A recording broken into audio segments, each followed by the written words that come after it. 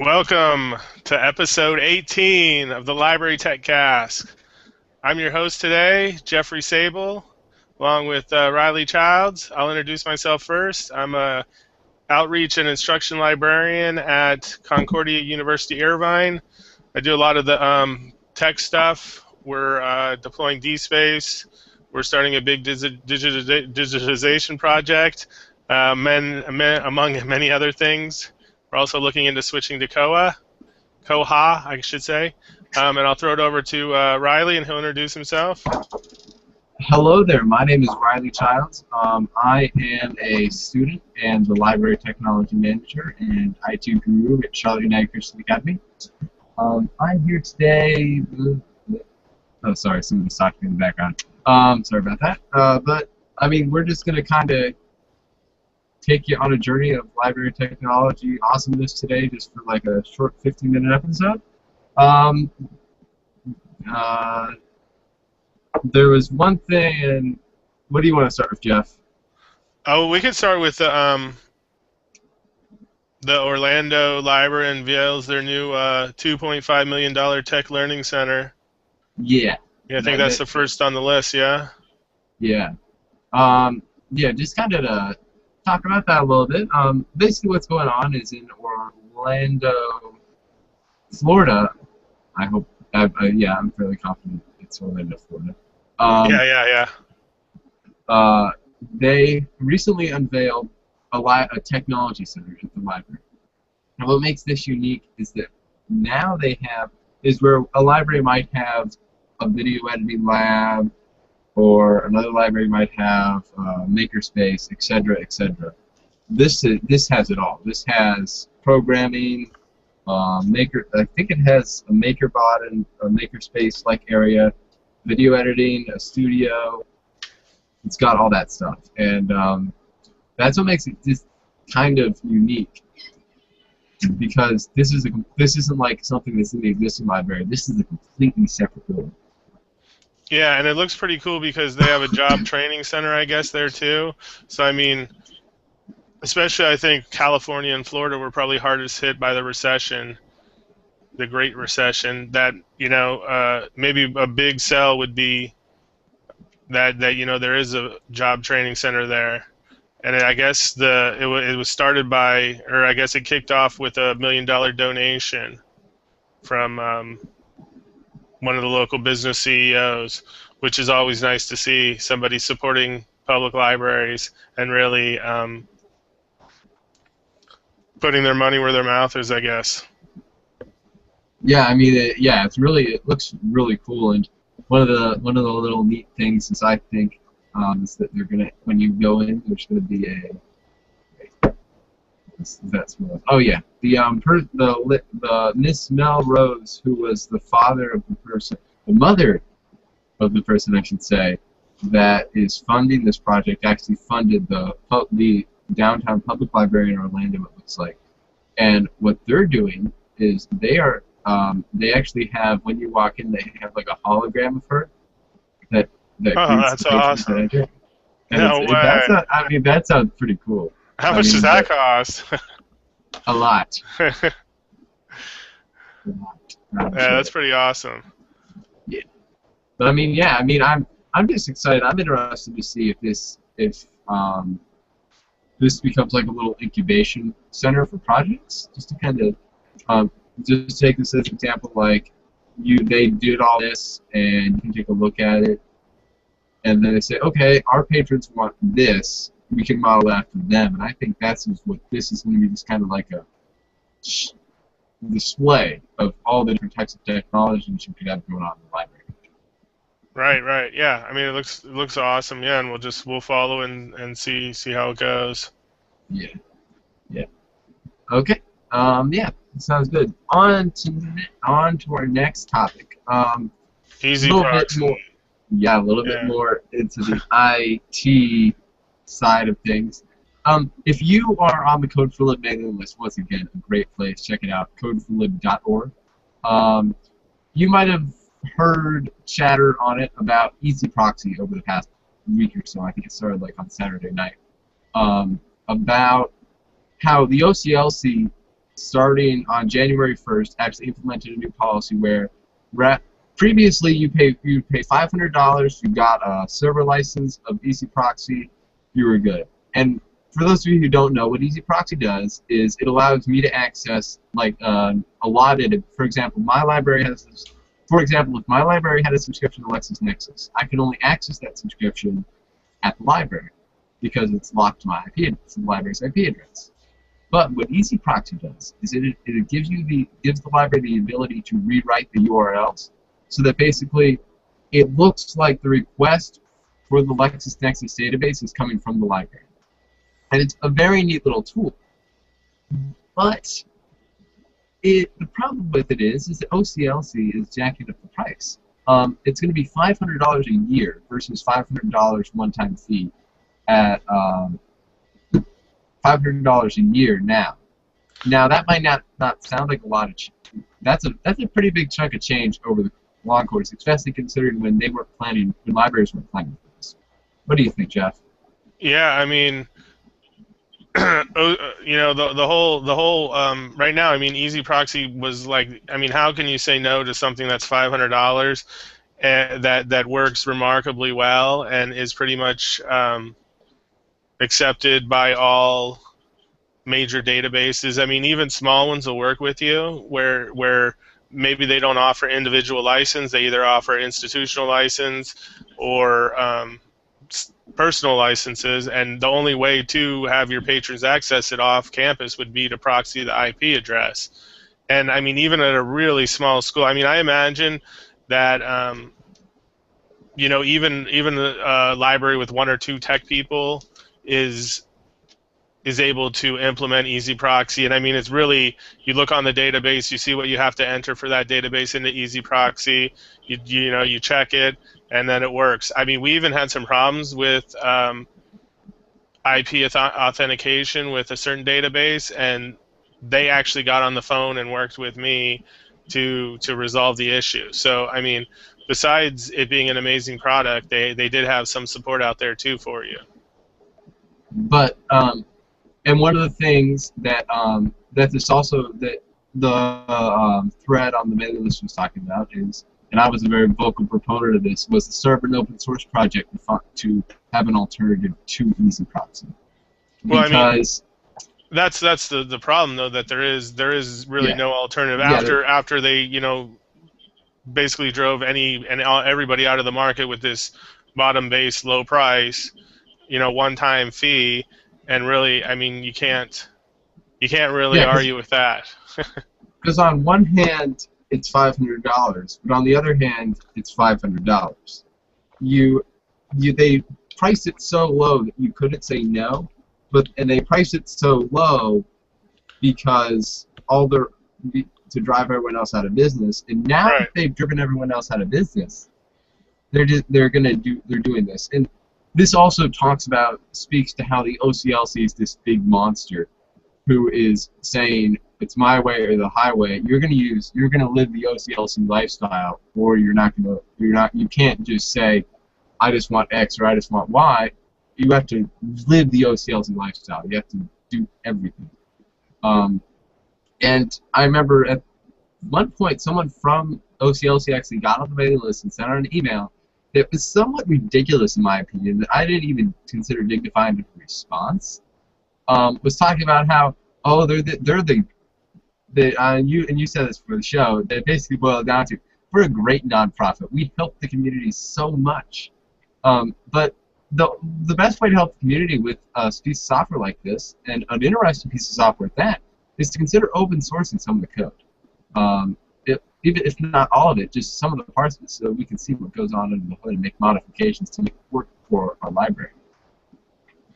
Right, and I mean, if a company actually, I think I mean, like you said, driving people out of business, I mean, I think they preempted that with coming out with that product, anticipating the market, and saying, let's offer the lowest price we can. And I don't think you could really develop something that would have a one-time sales fee of $500. And I mean, even OCLC is saying that it's unfeasible for them to continue to subsidize EasyProxy. That's why, hence, they need to.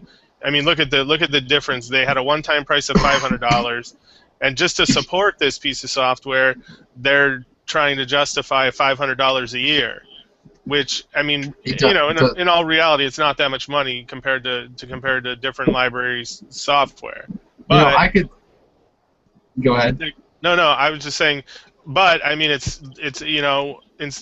I mean, after 10 years, you're paying 100% jump in price, right? Yeah. I mean, I could see them saying, okay, we're going to continue to provide support for you. We're going to continue to provide maintenance for you, but the support is going to come at an extra price. We're going to charge you. I could see 150 a year for support. I mean, that's for a piece of software that, honestly, at the end of the day, it doesn't seem too complex. No, I mean, it's not. And I mean, even the database will help you to make sure that what you're inputting into EasyProxy works. Because, I mean, in that situation, I talked with, I forget what the database was, but, it was Ovid. It's a nursing database. And someone from Ovid, we sat there, and the funny thing was I was checking to check EasyProxy was working, I was using Tor. And so it kept coming up with these weird IP addresses from, like, New Zealand and stuff, and the guy couldn't believe what was going on because I was trying to mimic that I was off campus, so EasyProxy would actually show up and authenticate. Anyways, but so most of these databases want to work with you to make sure that it's working properly, of course. And I mean, you can almost rely on the database's tech support opposed to anything from OCLC, and I think that's what OCLC would sort of say they were experiencing. And we may want to reach out to the guy who emailed on the listserv and maybe have him as a guest, and he can sort of give us a history of EasyProxy and you do a whole show about it. Yeah, possibly next week. I mean, I definitely do want to hear his opinion about why exactly that's the way he is. That's what his opinion is. But no. So I definitely would be interested. Maybe next week we can reach out to him and say, hey, you said this. Let's learn a little bit more. Yeah, about I mean, he can sort of give us more of a history of EasyProxy too. I mean, I'm not that familiar with it, but I mean, I learned about it last week. Doing some research. It was like purchased by OCLC in 2008, I want to say. Oh, is that so? It wasn't all that long ago that it was purchased by OCLC, but when they bought it, they lowered the price dramatically. But also another thing, don't worry if you can't afford the 500 now, because if you have an existing license for it, they can't take that away from you because you've licensed it. But I imagine very quickly those are going to become obsolete, especially because they're about to release IPv6 support, and that's the next. So it's going to get all. I'm sure this is all well coordinated to make sure that those don't last, infinitely. They want they're looking to sign people up. Yeah, they want you to change. Yeah. They always say we're not going to force you to change, but eventually you're going to have to. It's like with our school management system here. So we have a piece of software called SchoolMinder that manages our school, and it was purchased by Blackboard, and they still support it and everything, and we're still on a contract. We're like, you should really upgrade to this, because then we can actually support you. We have no idea how this works. Wink, wink. Yeah. You should. Yeah. I mean, they're gonna. That's what they're gonna do. And I mean, it's gonna get crazy. And I think there is. The implementation of it is simple. It's just that a group of people have to sit down and figure out how to do it as simply as EasyProxy does it. Because this is going to take a significant bite out of some of the smaller libraries' budget. I know this whole thread got started because a library in New Zealand couldn't afford that $500 a year and stuff. And I mean, I imagine quite a few libraries, maybe not in America, but definitely maybe, Africa, South Africa, stuff like that. Places like that, I should say. So you want to move on to our last topic? Our last topic. I mean, this was more. Go ahead. Yeah, it's general. It's a general topic, I guess. But yeah, Did you go to the website? You got to go to the The website.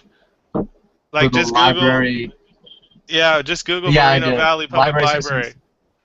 Oh, their website. What? Yeah, I don't. Just What's Google Moreno Valley Public Library. It's like crazy looking. It looks like from like 1985, or I should say 1995. is it library.booksite? Oh Yeah. my gosh. No, this is no fun. This should never happen. Well, this looks like one of the developers that was on the forefront of the web in 1995. This is like a good website from 1995. But it look like you see how the if anybody let's give the audience a little overview here. So Moreno Valley Public Library in Southern California decided because they were having budget problems to outsource the entire library.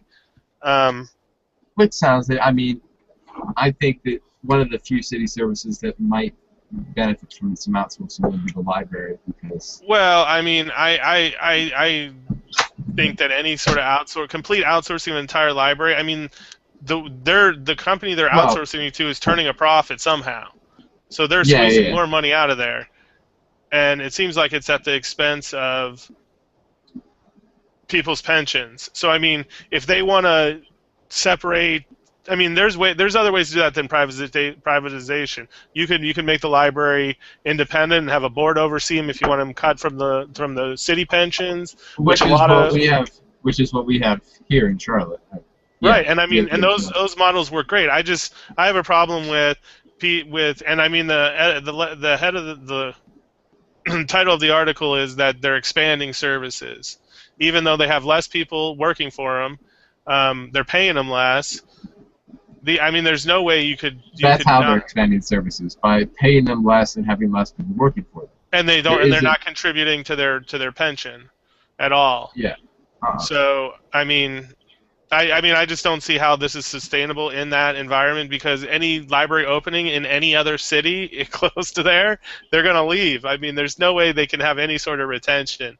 And once you have that, I mean, you're just going to constantly be training people over and over again. And so I was interested in the library, and that's why I went to the library website, and it looks literally like it's a generic website, and they put a little picture in the corner that says Moreno Valley, where dreams soar, and it looks like a picture was just put in the corner. It doesn't mesh with the rest of the website, and I mean, I'm just wondering if this is what the company is doing. I mean, okay, so they're saving money and maybe they're expanding some services, but obviously they don't have an online search. They don't even have they don't have an online catalog. No, they do. You could click find books and more. They do. So it looks like they're using Polaris. Well, and that's, I mean, obviously whoever and then you got to go to the world, go to the online. I mean, it's just 3 clicks. It took a lot of. It shouldn't take that. It's crazy. Hard. I know. That's what I'm saying. They obviously have some either company, or there's one guy in a basement, and he's been there since 95. But they're looking at ways to cut money. Like Polaris charges a lot of money for their iOS, and it's not cheap.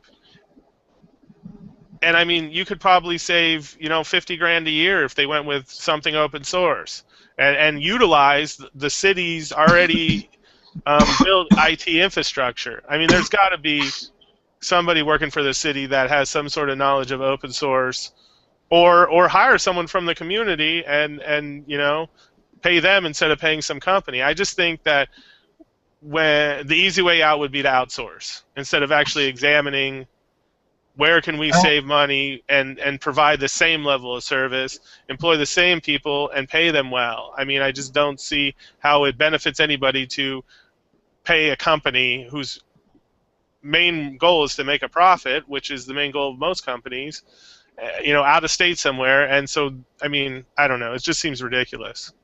I think what's going to go on is people are going to start to realize what a bad idea this is, and slowly and surely it's going to go away. Now, the company that's behind the management has been around for about 8 years, and they have a pretty good track record. But I think the difference between this and some of the other projects that they've worked on is actually that they have completely taken over the library versus managed aspects of it. Now, they don't own any of the assets. They don't own the buildings. The city still owns all that stuff. Right. But the It just seems troubling that, you know, their website's so horrible, and then, you know, their director's 32 years old. I mean, that's got to be young for a director of a library. I mean, you know, it just seems like they're gonna realize that. I mean, hopefully the patrons realize that they're not getting the same quality of service. I mean, you can't be as motivated as you were if someone said, "Hey, reapply for your job and you may get hired." You know? Yeah. I mean, if someone told me to reapply for my job, I'd say, "I'll see you later." Lay me off. You know, like that. That has to be pretty demoralizing. Because they made them reapply for their jobs so that they can give them a lower pay. Right. I mean, right. What's up with that? I mean, I would never do that. I'm sure anyone who is listening or watching this would never do that. That's stupid. Well, I mean, I think some people, you know, if they're have a family and children and their husband can't move. I mean, I'm pretty mobile, and you know, if someone says, "Hey, there's a job in Florida that you know," or if I get laid off here, I can move. I have the entire country and any place that'll give me a visa to work, basically, and you know, I could be there by Friday, by next Friday. You know, pack up my stuff and be there. But I mean, I think that's not the norm. Yeah, and I think some people are forced. But I mean, either way, it has to be demoralizing. You know, for the library, the morale for that library can't be, "Oh, let's go out and serve the public. Let's create new and innovative programs. Let me put my all into this and really put my heart and soul into this." When who knows? This company only has a 5-year contract. Yeah. So basically, you're looking at 5 years from now, where you know, potentially. I mean, the city really. I mean, I think they support their library. One side note with another California library, UC Berkeley had a resolution where they were going to cut library services or shutter libraries. They have 25 libraries at UC Berkeley, but actually the faculty stepped in and committed that they would donate their own research money, private grants and whatnot to keep everything open. And so that's one place that's standing out and really showing. I mean, the academic community is saying we need the libraries to support our research.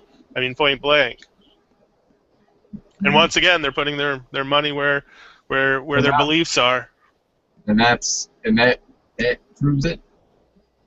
And I think that is a demonstration of how important libraries are in the academic setting and how they're going to be here, whether they're going to be in the same physical form with books. I don't think books will ever go to fashion. No, but one resolution that the UC Berkeley faculty had was that they said their overwhelming opinion was that libraries are going to be more important in the future, not less than now. So I mean, that's what I mean.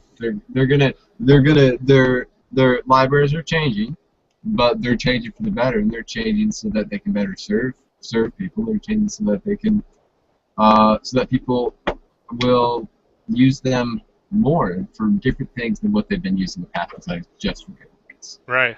Absolutely. Yeah. So, you want to wrap up? You want to just? I'm good. Yeah, that's it. So I'll throw it for the closing.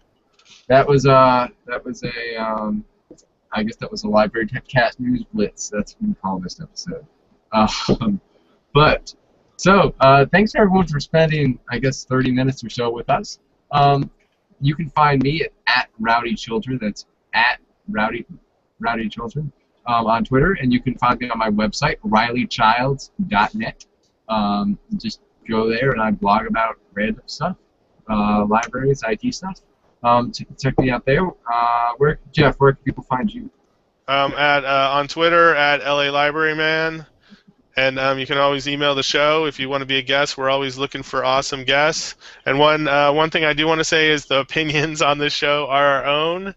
They solely, and if you have any input or you want to join us for the show, email us at librarytechcast.com.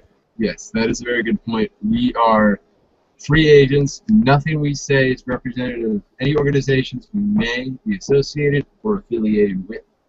But on to where you can find Library TechCast. You can find us on Twitter. We're at Library TechCast. YouTube, of course, youtube.com/Library TechCast. Our dismal Facebook page, which isn't updated, facebook.com/Library TechCast. Like Jeff said, if you're interested in being a guest, send us the email, info@librarytechcast.com. And our website is, of course, librarytechcast.com. We do the show live every week at 6 or 6:30 p.m. Eastern Standard Time at librarytechcast.com/live. Hope you can join us next week so that you can hear us talking about this stuff. And yeah, just want to wish everyone a great week. And for the Library TechCast, I'm Riley Childs. I'm Jeff Sable.